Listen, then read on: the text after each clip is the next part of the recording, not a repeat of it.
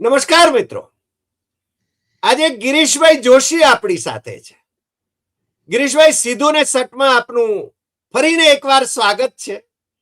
ગિરીશભાઈ વરિષ્ઠ પત્રકાર છે અને સાચા બોલા, આખા બોલા અને આંતરરાષ્ટ્રીય બાબતોના જાણકાર, વેપાર ઉદ્યોગના જાણકાર અને સંશોધન કરનાર, ટેકનોલોજીના જાણકાર એવા ગિરીશભાઈ આજે આપણી સાથે ચાંદી અને બિસ્મતની વાત કરવાના છે. હવે ચાંદી વિશે તો હું જાણતો હતો, પણ આ બિસ્મત શું છે એ મને ખબર નહોતી. એટલે આજે ગિરીશભાઈ જે વાત કરવાના છે, ચાંદીના ભાવ છે ને હરણફાળ ભરી રહ્યા છે અને ચાંદીની ઉદ્યોગોમાં પણ જરૂરિયાત વધી રહી છે, એટલે ભાવ વધી રહ્યા છે. પણ સાથે સાથે આ બિસ્મત અંગે પણ ચેતવણી આપવાની વાત આજે ગિરીશભાઈ આપણી સાથે વિગતે કરવાના છે અને એમના અનુભવો પણ આપણી સાથે શેર કરવાના છે. ગિરીશભાઈ, ફરી એકવાર સીધું ને સટમાં આપનું સ્વાગત છે. ગિરીશભાઈ, ધન્યવાદ. આ બધો અત્યારે જે ચાંદીનું ડિસ્કશન વધ્યું કારણ છે કે સરકારે 6,000 ટન ચાંદી લાવી દેશમાં અને ગયા વર્ષથી 44% એનું ઇમ્પોર્ટ વધ્યું.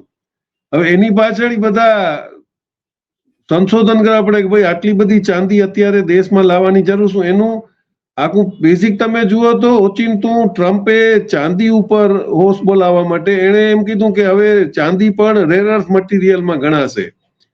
એટલે ચાંદીની બજારને ઉપર પ્રેશર લાવે કે જે ચાઇનાથી ને આવતું હતું એ રેર અર્થમાં આવે એટલે એના ઉપર સેન્કશન લાગે, કારણ કે રેર અર્થનું ડીલિંગ નથી કરવાનું. એની સામે ચાઇનાએ જવાબ આપી દીધો કે જો રેર અર્થ છે તો પછી અમારો એક્સપોર્ટ બંધ, હવે આપણે કોઈને ચાંદી આપવાની નથી. એટલે ઓચિંતું બજાર ઉચકાયું. બજાર ઉચકાવામાં શું છે કે અત્યારે બધાને એ ખબર છે કે જો આપણે ઇલેક્ટ્રિક વ્હીકલ અને સોલાર પેનલની ઉપર જો દબદબો કરવો હોય તો આપણે ચાંદીની સૌથી વધારે જરૂર પડશે. તો આપણે વિચાર લીધું કે હમણાંથી જ ભેગું કરી લેવો, કારણ કે આપણા છોકરાઓને જોશે. હવે બધા ઇલેક્ટ્રિક બેટરીની, EV battery, sodium battery, ion battery બધી જે ફેક્ટરીઓ નાખી રહ્યા છે.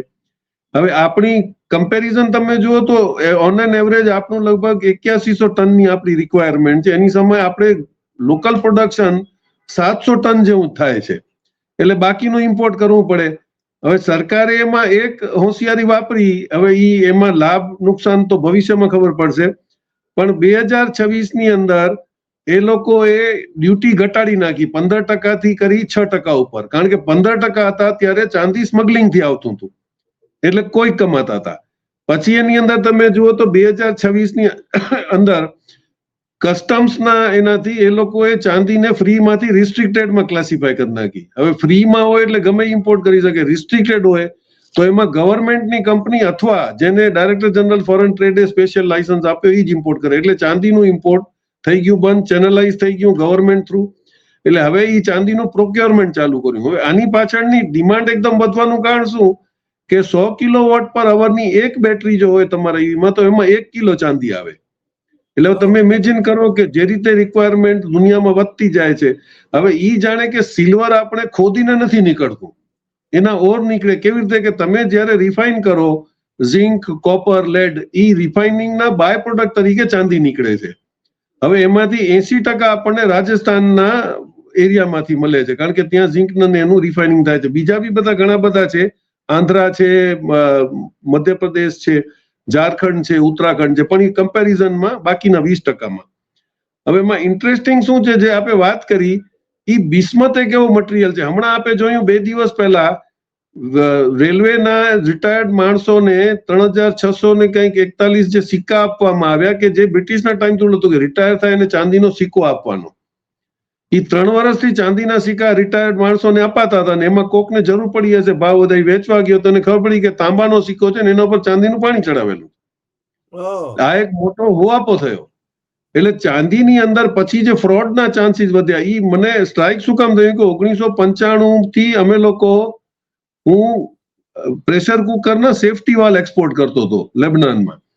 એટલે ત્યાંથી અમને એવો જવાબ આવ્યો કે ભાઈ એની અંદર અમે ટીન લેડનું અમે વાઇસર નાખતા, પણ લેડ ઉપર બંધ થયું, કલઈ જેને આપણે કહીએ. એટલે કલઈ ઉપર બેન્ડ આવ્યું લેડ ઉપર, એટલે એ લોકોએ સજેશન આપ્યું કે તમે બિસ્મથ નામનું મટીરિયલ છે એના તમે વાઇસર બનાવો, જે ચાંદીના બાય પ્રોડક્ટ જેવું છે ને એ ચાલશે એમ.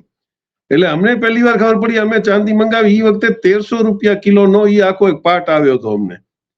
પછી હમણાં જ અમે રિસર્ચ કર્યું તો એના લગભગ 4400 રૂપિયા કિલો છે, પણ એના જે પ્રોફાઇલ છે ને આખું ચાંદી જેવું જ છે. તમે બે મેગ્નેટિક નથી, બિસ્મથ અને ચાંદી રાખો તો મેગ્નેટમાં પકડાય નહીં. ફરક ખાલી શું છે કે ઓલો ચાંદી જે છે એ 761 ડિગ્રી ઉપર મેલ્ટ થાય અને આ છે એ 271 ઉપર થાય. હવે જો તમે સિક્કા બનાવી અને આગળ ઘણા બધા ફ્રોડ થયેલા છે, અમુક ચાંદીના એ લોકોએ બિસ્મથના દાગીના કઈ બનાવીને મોકલ્યા છે અને એમાં પકડાણા છે ને કેસ કબાડા પીધે. હવે એની અંદર જો આ લોકો ભગવાનની મૂર્તિ કે ફોટો છાપી અને આપી દે, સ્વાભાવિક છે કોઈ પણ માણસ મંદિરમાં રાખે કે એની કોઈ ટેસ્ટ કરે નહીં, કે ન તમે ગેસ ઉપર રાખીને એને પતું કરવાના છો. એટલે આ એક આગાહ કરવાની વાત હતી કે બિસ્મથ એક એવો મટીરિયલ છે જે સાવ ચાંદી જેવું લાગે, એ ચાંદીની જેમ જ પ્રોસેસ થાય. એટલે ભવિષ્યની અંદર આની આવડા બધા જે વાંધા થાય એનું કારણ શું છે કે તમારે રિઝર્વ બેન્કે ઓર્ડર કર્યો છે કે હવે માર્ચ 1 એપ્રિલ 26 થી તમે પોતાની લોનમાં ચાંદી કોલેટરલ તરીકે આપી શકશો. જેમ પહેલા ગોલ્ડ લોન મળતી હતી એમ હવે ચાંદી ઉપર લોન મળશે. એટલે આપણે તો ગામ વસ્યા પેલા ડાકુ આવે ને, હમણાં જ આપણે જોયું ભાવનગરનો એક કેસ થયો કે ઓલાએ ચાંદીની ગેરંટી ઉપર કરોડોનું ફુલેકું ફેરવ્યું, પછી ઈડીએ રેડ કરી, એમાં 4 કરોડ રૂપિયા કેશ નીકળ્યા, સોનું ચાંદી બધું નીકળ્યું. હવે ઈ જ હતું કે તમે ચાંદી કે ઈ તમે રાખો એટલે તમને 3000 કે 5000 રૂપિયા મહિને ઈ તમને ઇન્ટરેસ્ટના ભાગે આપે. આ એક ગેમ હતી. એટલે સોનાનું ચાંદીનું જેમ જેમ ભાવ વધશે એની અંદર બધા લેભાગુઓ બી આવશે, એમાં આપણે ઓલું રહેવું પડે. કારણ કે તમારું પાણી ચડાવેલું તો કોઈને કોઈ પતું કરીને આપશે. આ બિસ્મથ દેખાય જ એવું છે કે એના પર તમારું બીજું કોઈ તમને જોઈ એમ્બોસ કરી અને તમને આપી દે એટલે તમે રાખશો. હવે ચાંદીની રિક્વાયરમેન્ટ જ્યાં સુધી છે એટલે હવે જે વધતી જાય છે, આપણે અત્યારે અનુમાન રફ જે એક્સપર્ટ છે એ લોકોનું એવું માનવું છે કે લગભગ 16,000 ટન પર યરની આપણી રિક્વાયરમેન્ટ વધતી જશે, જેવી આપણે ઈવી બેટરીઝ અને સોલાર પેનલમાં એમાં કરશું. કારણ કે સોલાર પેનલની અંદર બી તમે જુઓ ને તો લગભગ 50 ગ્રામ પર સ્ક્વેર મીટરના હિસાબે તમને ચાંદી લાગે છે.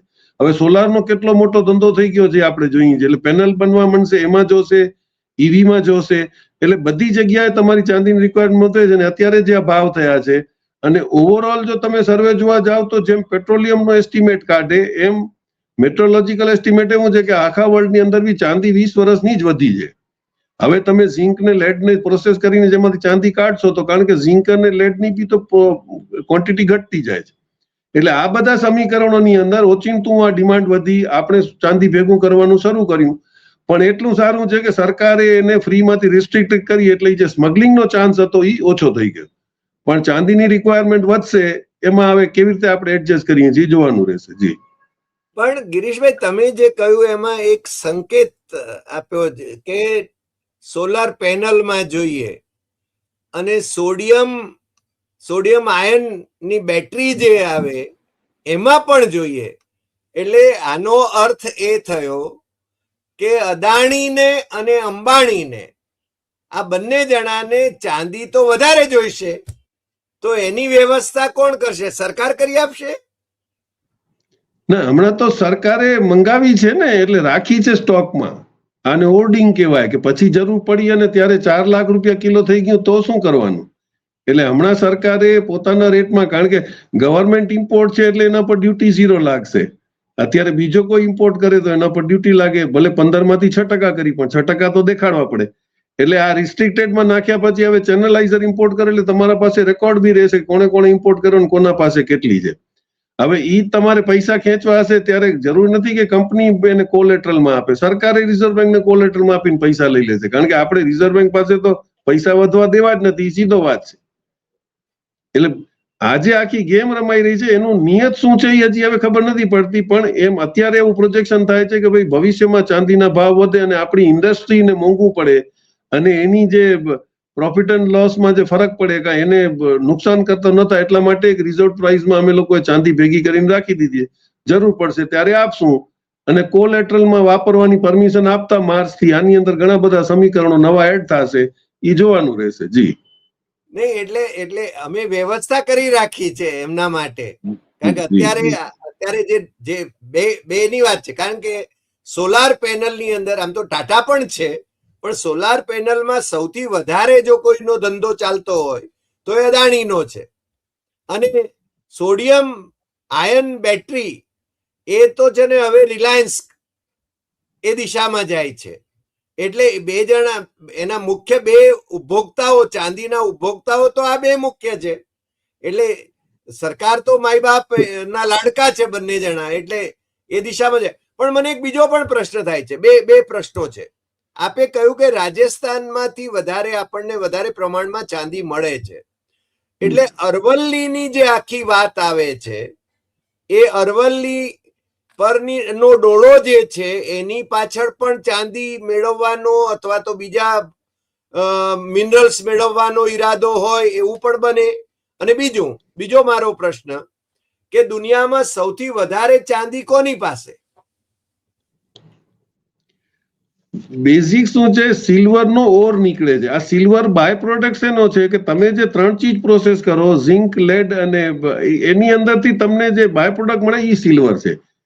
એટલે હિન્દુસ્તાન ઝિંક જે રાજસ્થાનમાં મેજર એક્સકેવેશન કરે છે એનું જે પ્રોસેસ કરે કોપર કે ઝિંક, એમાંથી સિલ્વર નો બાય પ્રોડક્ટ તમને મળે.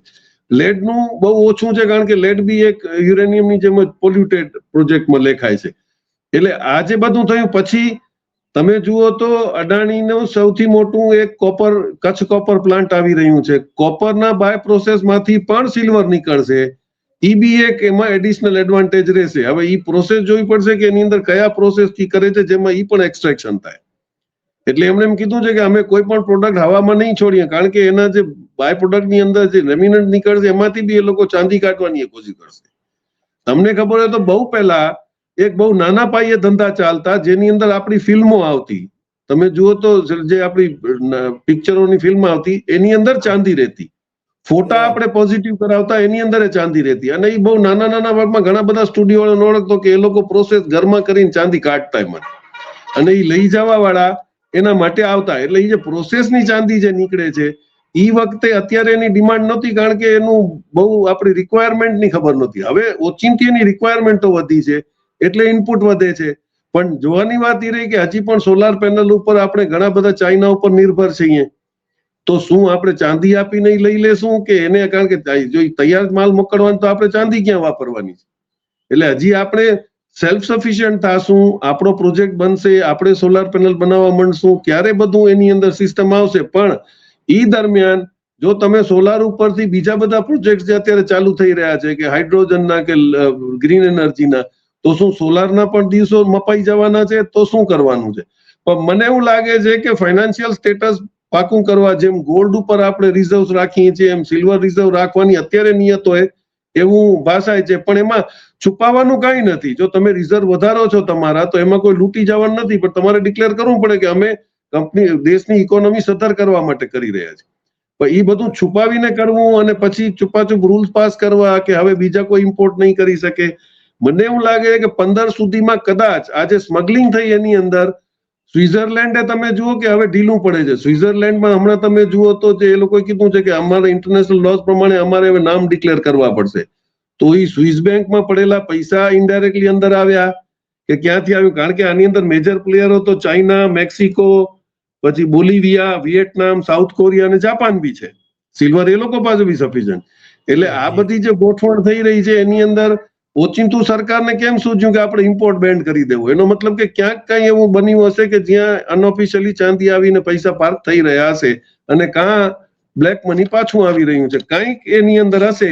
પણ હવે આ સરકાર કઈ ખુલ્લું પાડતી નથી. ડીઆરઆઈ કે આ લોકોમાં હિંમત નથી કે રેડ કરીને કઈ પતું કરે. પણ સમથિંગ ઇઝ રોંગ. જી પણ સાહેબ, સ્વિસ બેંકોમાં જે લોકોના નાણાં છે, અકાઉન્ટ છે, એ તો છે ને નાણાં પાછા લઈ આવવાના હતા. માનનીય વડાપ્રધાન નરેન્દ્ર મોદીનો વાયદો હતો રામદેવના ની આંગળી પકડીને જયારે ચાલતા હતા ત્યારે. પણ જે સ્વિસ ગવર્મેન્ટના એને જે ડાટા આપ્યો છે એની અંદર તો બહુ સ્પષ્ટ થઈ ગયું કે છેલ્લા 3 વર્ષમાં તો ત્યાં આગળ ભારતીયોના નાણાં વધ્યા છે ઉપરથી.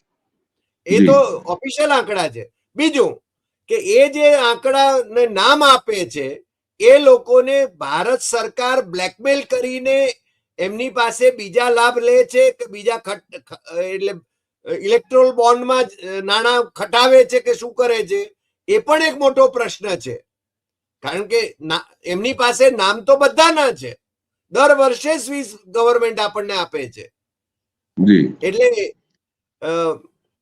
મામલો તો જરા વિચારવા જેવો છે. ના પણ એનો તો એવિડન્સ છે ને, આપણે પેગાસીસ લઈ આવ્યા હતા ઇઝરાયલ થી કે ભાઈ અમારે આતંકવાદીઓને પકડવા છે. હવે એમાં કયા આતંકવાદી પકડાણા અને કેવી રીતે પાર્ટીઓ તૂટી ગઈ, એટલે એમાં આતંકવાદીનું ક્લાસિફિકેશન શું છે એ ખબર નથી. એમાં પાછા નરેન્દ્ર મોદીની સરકારના એક કેબિનેટ મિનિસ્ટરના ફોનમાં પણ પેગાસીસ ગયું, એવો અમેરિકામાં જે રિપોર્ટ તૈયાર થયો અને અદાલતમાં મુકાયો એમાંથી આપણને જાણવા મળ્યું. એટલે આતંકવાદીઓની પારિભાષામાં વિપક્ષ પણ આવી ગયું છે. સત્તાની સામે બોલે એ પણ આતંકવાદીમાં જ ક્લાસિફાય થાય, એનો મતલબ એ થાય. હવે એના પછી બી તમે જુઓ તો સૌથી પહેલો કેસ કદાચ આપણે ખ્યાલ હશે, સૌથી પહેલો કેસ આપને ખ્યાલ હશે કે નવા ચૂંટાણા ત્યારે પ્રમોદ આપણે બંસલ જે હતા રેલવે મિનિસ્ટર, એમના જમાઈનું 1000 કરોડનું ટિકિટનું IRCTC નું સ્કેમ હતું. 24 કલાકમાં એને મળવા ગયો, બોલાવ્યો, પછી બંસલ સાહેબ શાંતિ થઈને બેસી ગયા અને છોકરાને ત્યાંથી કાઢ્યો. એમાં શું વાત થઈ કઈ ખબર નથી. એટલે આજે સ્વિટ્ઝરલેન્ડના પૈસા જે આવશે એમાં સ્વાભાવિક છે કે એમાં કઈ કોઈ પકડવાનું કોઈને છે જ નહીં, પણ ભાઈ લેતી દેતી કરો, આપણું શું છે, અમારું કઈ ભાગ હોય. એટલે ધીસ ઇઝ ધ એટમોસ્ફિયર, અને એમાં આપણે જાણીએ છીએ આજે ઘણા બધા બિઝનેસમેન ને આપણે જાણીએ છીએ જે બિચારા રિપોર્ટ નથી કરી શકતા કે how money is being extracted from them. અને તમને કહી દીધું હોય કલેક્ટરે ફોન કરીને કે આટલા આપવાના છે, એટલે તમારે આટલા આપવા જ છૂટે, ના આપો તો તમારે એની અંદર કઈ, હું તમને જીવન દાખલો આપી દઉં, કચ્છની અંદર એક્સાઇઝમાં 1.5 લાખ કરોડની ઇન્ડસ્ટ્રીઓ આવી. એક લંડન થી NRI જે દરબાર હતા, એમણે આવીને આરો પ્લાન્ટના કેમિકલ્સની ફેક્ટરી નાખી. પછી એમને વાઇબ્રન્ટ ગુજરાતની અંદર એક ડિમાન્ડ આવે છે કે ભાઈ આટલા રૂપિયા આપવાના છે. એને કીધું ભાઈ હું હજી ટેક ઓફ પીરિયડમાં છું, કારણ કે એ બ્રિટિશ પાસપોર્ટ હોલ્ડર હતા, એમને બધું ખબર નથી આ શું હોય. એટલે એમણે કીધું કે ભાઈ હું તો કોઈ પૈસા આપી નહીં, કારણ કે હજી 5 વર્ષ તો મારે સેટ ઓફમાં હું છું, 5 વર્ષ પછી કમાઈશ ત્યારે હું એક્સાઇઝ આપીશ ને ડોનેશન આપીશ. 24 કલાકની અંદર એનો જે રોડ થી જે એપ્રોચ હતો એ એકચ્યુઅલી એમાં ફોરેસ્ટની લેન્ડ હતી, એટલે 24 કલાકમાં ફોરેસ્ટ વાળાએ પહોંચીને ત્યાં ફેન્સિંગ કરીને ઝાડ લગાડી દીધા. હવે એમની જો ફેક્ટરીએ જવું હોય તો તમારે ગામમાંથી આવવું પડે, અને ગામમાં હેવી વ્હીકલ્સ અલાઉડ નહોતા. આ પદ્ધતિનો એક કેસ છે કે કેવી રીતે પૈસા એક્સટ્રેક્ટ થાય છે. એટલે એમાં કોઈ નવાઈની વાત નથી, આપણે જાણીએ છીએ. એટલે પણ ધીસ શુડ કમ આઉટ નાઉ, પણ એ કોણ કરી શકશે જ્યારે ચેમ્બર તમારો મજબૂત હોય, તમારે એસોસિએશન મજબૂત હોય અને સામે પગ ભરાવી શકે, but those days are gone. એટલે હવે તમારામાં તેવો હોય તો લડી લો. અનફોર્ચ્યુનેટલી ઈ માણસે પોતાની ફેક્ટરી બંધ કરીને પાછો લંડન આલ્યો ગયો. એ ઇકોનોમિકલ નુકસાન આપણા દેશને થયું, એને કાંઈ ફરક પડ્યો નહીં. જી સાચી વાત. ગિરીશભાઈ, તમે જે વાત કરી એ વાસ્તવિકતા એટલે જે છે એની વાત કરી, અને મને લાગે છે કે આપણી પરિસ્થિતિ જે છે અત્યારની, જે તમે કહ્યું કે ચેમ્બરની પણ હવે કોઈ એવી હેસિયત નથી રહી, ચેમ્બર ઓફ કોમર્સની કે વેપારી મહામંડળોની, કે જ્યારે ક્યારેક છે ને સરકાર એમને કન્સલ્ટ કરતી હતી, પણ હવે છે ને હવે તો સરકાર આદેશ આપે છે અથવા સરકારના એજન્ટો આદેશ આપે છે. અને આપે જેમ કહ્યું એમ કે બ્રિટિશ નાગરિકને એ કઈ રીતે કચ્છમાં હેરાન કરવામાં આવે ને એને પાછા જવું પડ્યું. મને લાગે છે it is shameful for our country. આજે આટલી વાત, ફરી મળીશું નવા એપિસોડમાં નવા વિષય સાથે. પણ ચાંદી અને બિસ્મત એને વિશે બધાએ સાવધ રહેવાની જરૂર છે, એટલું તો નક્કી છે. ગિરીશભાઈ, આપનો ખૂબ ખૂબ આભાર, અને ફરી મળીશું નવા એપિસોડમાં નવા વિષય સાથે. નમસ્કાર.